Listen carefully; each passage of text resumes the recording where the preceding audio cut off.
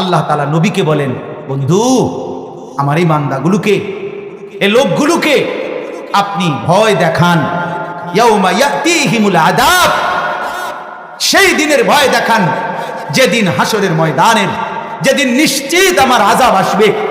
আজ আমি ছেড়ে দিছি, আজ আমি দয়া করছি, আজ আমি এত নাফরমানি সয়ে নিছি, কিন্তু আমি হাসরের ময়দানে বন্ধু ছাড়বো না, আমি আখিরাতের ময়দানে ছাড়বো না বন্ধু। বললাম আপনি বলেন, বুঝাইয়া বলেন, আপনি বুঝাইয়া বলেন, আপনি ভয় দেখান।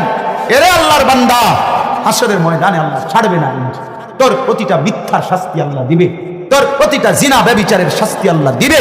ও মা, তোর প্রত্যেকটা নাফরমানির শাস্তি আল্লাহ দিবে।